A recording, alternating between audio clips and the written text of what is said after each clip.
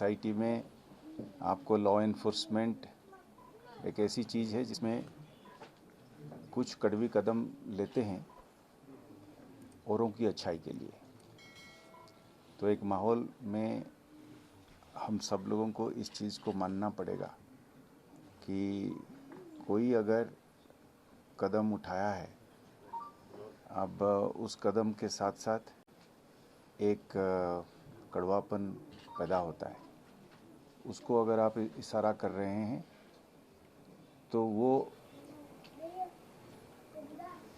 उस माहौल में बहुत सारे फैक्टर्स हैं। अब वो इसको यहाँ पे वो अपने आप में एक थीसिस होगा। मैं ये नहीं कह सकता हूँ कि आपकी सवाल जो है वो फिर अपने आप में एक चैप्टर बनेगा, एक डिस्कशन के लायक बनेगा। इसमें सिंपोजियम और सेमिनार्स भी किए जा सकते हैं। वैरायटी ऑफ केसेस आ रहे हैं। केसेस हैं कि इन्वेस्टिगेशन कई जगह में ठीक नहीं हुआ है, या कोई इस तरीके का आपस में की झगड़ा से लेकर पुलिस डिपार्टमेंट ही इतनी बड़ी है, उसमें ही अपने परिवार के बीच में भी लोगों को दर्द है। इट्स ए 1,40,000 स्ट्रांग फोर्स, तो उसमें ही बड़े मसले हैं। वो एक्चुअली एक ये पब्लिक रिड्रेसल, ग्रीवेंस रिड्रेसल मेरे लिए अपना इंटरनल ग्रीवेंस रिड्रेसल भी पार्टली बन गया है या बन रहा है।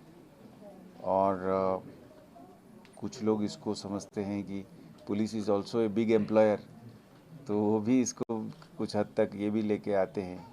कहाँ कहाँ किस किस जगह पे ये रिक्वेस्ट उनकी जेन्युइन भी है।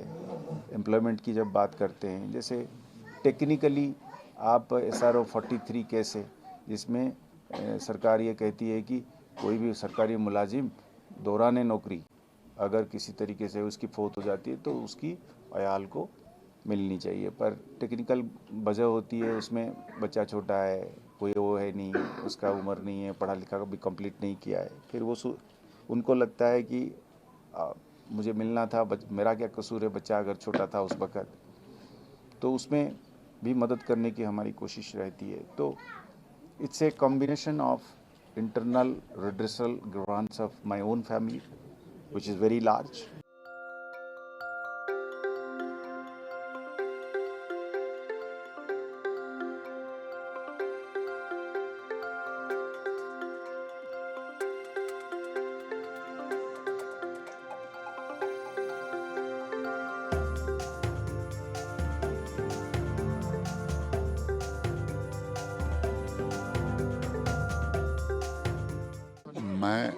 मैं ये कहता हूँ कि ये एक जो गैप बन रही थी एक आम आदमी और पुलिस के दरमियान, उसको बिल्कुल फिल किया जा रहा है। नज़दीकियाँ हो रही है, पुलिस और आवाम के दरमियान नज़दीकियाँ बढ़ रही है और मसले हल हो रहे हैं।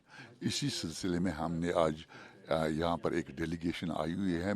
जो हमारे बच्चे पाकिस्तान में पढ़ रहे हैं, हमारी बेटियां हैं, ज़्यादातर बेटे भी हमारे वहाँ पर पढ़ रहे हैं जिन्होंने कंप्लीट की हुई है, उनका जो सिक्योरिटी क्लियरेंस का मसला है उसके हल निकालने के लिए हम DGP साहब से मिल रहे हैं।